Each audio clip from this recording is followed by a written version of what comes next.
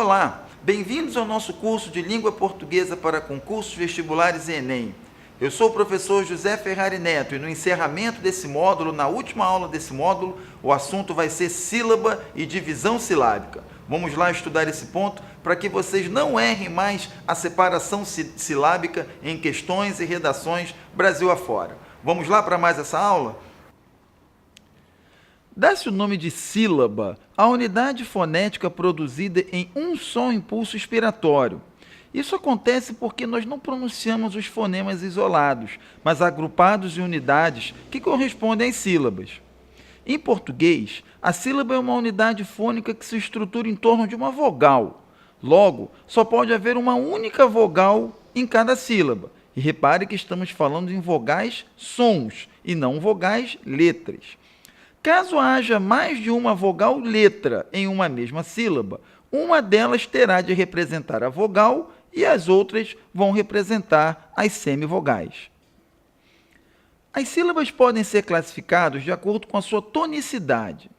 Isso vai nos dar, então, as chamadas sílabas átonas, que são aquelas pronunciadas mais fracamente, como a segunda sílaba da palavra bola, ou as sílabas iniciais e finais da palavra gratuito, ou ainda as sílabas iniciais e finais da palavra carinho.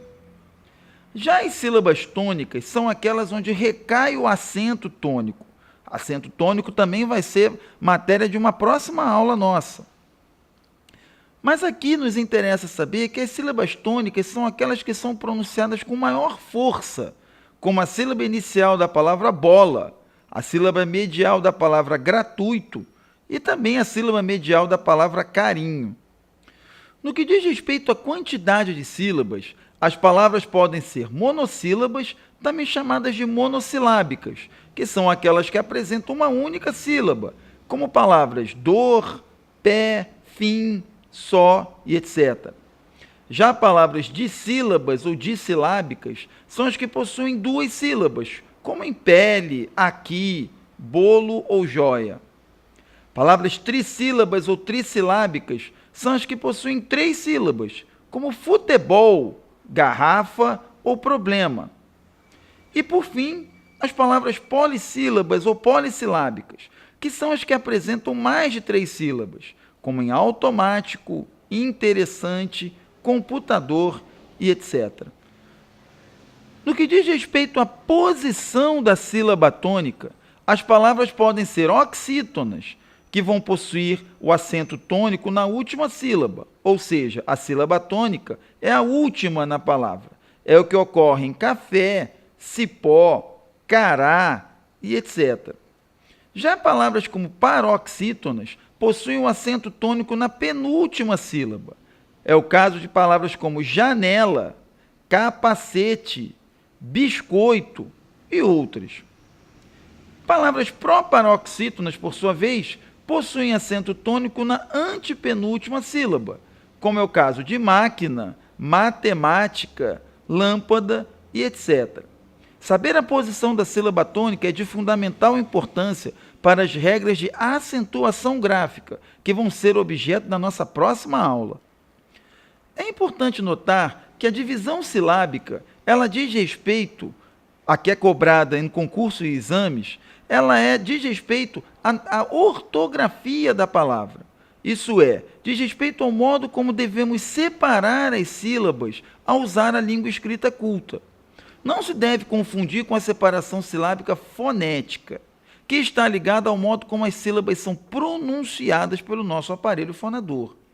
A divisão silábica ortográfica é uma necessidade da língua escrita, uma vez que é necessário fazer a translineação, ou seja, dividir uma palavra ao chegar ao fim de uma linha, passando para a linha seguinte. Vamos ver então as principais regras de divisão silábica e de translineação. No que diz respeito à divisão silábica, a primeira regra diz para não se separar ditongos e tritongos, que ficam sempre na mesma sílaba.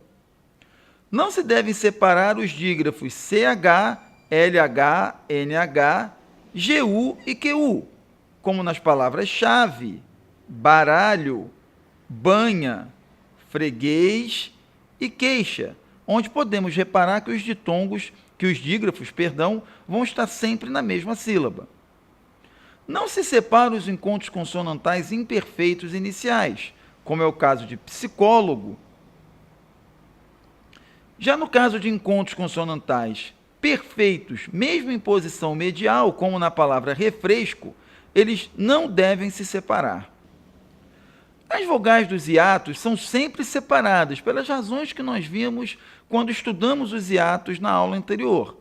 Então, uma palavra como caatinga, fiel ou saúde, que apresentam hiatos, vão deixar uma vogal em cada lado durante a separação silábica.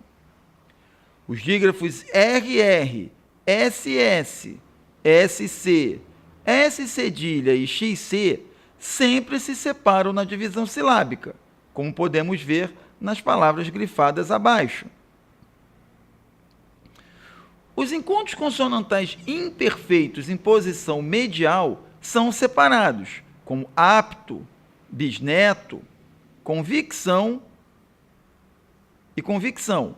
Já encontros consonantais perfeitos em posição medial, como abrir ou aplicar, esses não se separam. E palavras que apresentam consoantes repetidas, como occipital, sempre se separam durante a divisão silábica. Para a translineação, existem poucas observações. A principal delas é evitar a formação de uma nova palavra quando a translineação é feita. Por exemplo, uma palavra como acumula, se jogássemos a palavra mula para baixo da segunda linha, isso geraria uma nova palavra, o que acarretaria confusão na aula na hora da leitura. Da mesma forma, deve-se evitar deixar vogais órfãos na mesma linha, o que também atrapalha bastante a leitura. E, por fim, se uma palavra for composta e apresentar hífen, deve-se colocar o hífen ao final da linha e iniciar a linha seguinte novamente com o hífen, de maneira a que possa-se perceber a presença desse elemento durante a escrita. E essa foi a nossa aula sobre sílaba e divisão silábica, um assuntinho que costuma causar problemas para os alunos, apesar de fácil, conforme nós vimos. Se você deseja se aprofundar, entre na nossa página e veja lá as questões que estamos comentando a respeito desse assunto. Caso tenha gostado, não deixe de curtir, comentar e compartilhar com seus amigos, além de fazer a inscrição no nosso curso, de maneira que você possa aprofundar ainda mais os seus conhecimentos. Eu espero vocês no próximo módulo, que vai cuidar de acentuação gráfica, um assunto também bastante importante. Eu espero vocês lá. Muito obrigado.